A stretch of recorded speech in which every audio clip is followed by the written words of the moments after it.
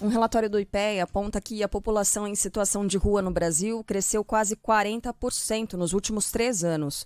O levantamento se baseia em dados de prefeituras, além do chamado CAD único do governo federal. Atualmente, são mais de 281 mil pessoas vivendo nas ruas de todo o país. Desde 2012, a alta é de mais de 200%. Nossa. O Sudeste concentra 53% dessa parcela da população. Bom, é claro que é um relatório do IPEA, mas a gente volta a falar sobre a importância do censo, né? O censo também ajuda a identificar não só o tamanho da nossa população, mas, acima de tudo, como a gente falou na semana passada, a direcionar orçamento público, a direcionar políticas públicas, inclusive voltadas para a população em situação de rua. É uma explosão isso aqui, 200% no intervalo de praticamente 10 anos é uma explosão. 40% de crescimento somente nos últimos 3 anos. E me parece, pelo relato aqui dos ouvintes, mas quero que o ouvinte participe contando um pouco também sobre a sua observação no seu entorno, na sua cidade. Tem notado? É evidente esse aumento? Ficou evidente em todas as cidades? Nós, por exemplo, nós três aqui que andamos mais por São Paulo, identificamos claramente esse aumento da população em situação de rua. E você, morador de outra cidade, também identifica? É muito triste, cara, é muito triste. São populações famílias inteiras que foram despejadas e começaram a morar em calçadas, que perderam seus empregos, perderam sua renda, especialmente durante a pandemia, e não conseguiram mais retomar suas vidas, voltar a trabalhar. Enfim, é muito, muito triste. Comer direito, as pessoas não conseguem comer direito. Olha, é de partir o coração. Aumentou demais e vai exigir. Aliás, já tem exigido, mas vai exigir de prefeituras e governos planos específicos para essa população de rua. E aí vai muito além de programas habitacionais, né? A gente está falando de gente que precisa de emprego, de trabalho, acima de tudo, precisa se alimentar antes de mais nada, né? Que precisa de um lugar para dormir. Mas é o seguinte... Só política habitacional, até porque ela demora para acontecer. Como é que você levanta um prédio, esvazia um prédio, acomoda essas pessoas? Só isso não adianta. Mas esse é um enorme desafio. E o Brasil consegue avançar muito pouco ou muito lentamente nas políticas habitacionais e, aliás, já há muito tempo. Aliás, bom, acho que todo mundo que está nos ouvindo aqui, os relatos já vêm chegando. Em Belo Horizonte é notável, escreve o Varley. Em Santos também, a Rosiane, o Beto Tavares diz que em João Pessoa aumentou absurdamente, enfim, é em todo o país. No Rio também, escreve a Sara Correia, em Curitiba é visível, escreve o Claudinei, caramba, é muita gente. Eu moro numa região na zona oeste de São Paulo, muito perto do CEAGESP. E exatamente pela proximidade, muitos moradores de rua se concentram ali numa avenida chamada...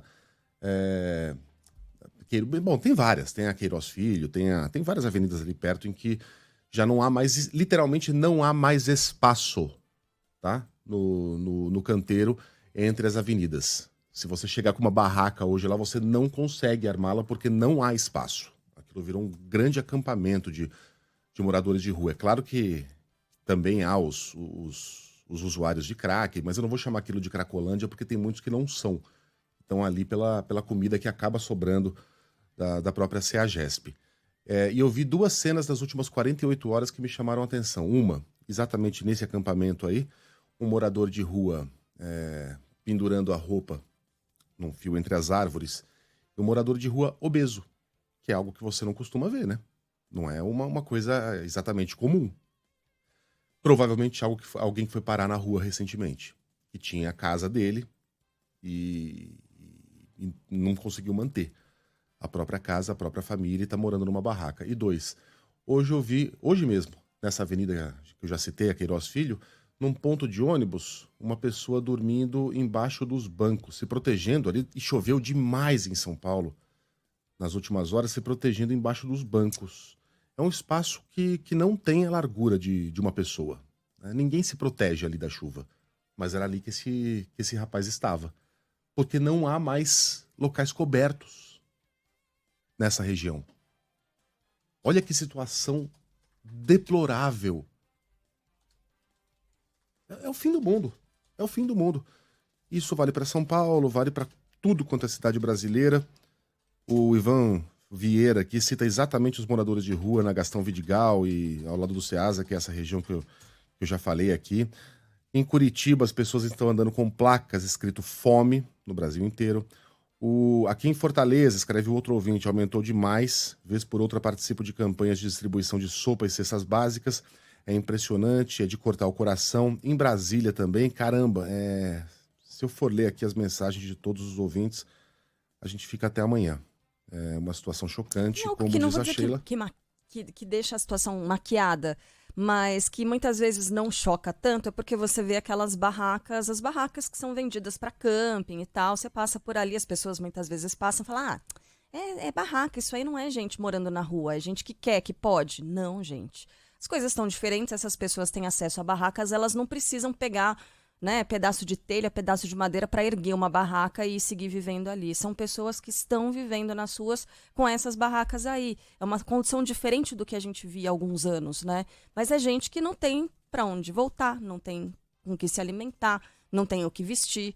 É isso. Agora, resultado do fica em casa e da economia a gente vê depois, pelo amor de Deus, né, gente? Vamos se informar antes de mandar esse tipo de mensagem aqui para Band News. E né? Até porque é um fenômeno pré-pandemia. Já vinha crescendo no Brasil. Não tem nenhuma relação com a política Pelo da amor fica em de- casa. Não que a pandemia não a tenha economia a gente piorado vê as depois. coisas. Não, a Certamente pandemia piorou e não escancarou só no vários Brasil. problemas e esse foi um deles. E agravou a situação do que já era histórico aqui e do que já vinha crescendo, né? Que é essa população em situação de rua. Agravou, sem dúvida nenhuma, e escancarou, né? Trouxe para a vitrine o que acontece nos centros, nas regiões periféricas das principais cidades aí no país. Por um lado, essa pessoa pode ter razão. Pode ter razão, né? Não fosse essa política, talvez estivessem mortos. Uhum. Talvez E essas não, pessoas e não morando na rua. estariam aqui nesse planeta. Só registro rapidinho de ouvintes. O Daniel Lopes, aqui em Belém, no Pará, é nítido que aumentou e aumentou também o número de pessoas pedindo ajuda, alimento, né, de casa em casa.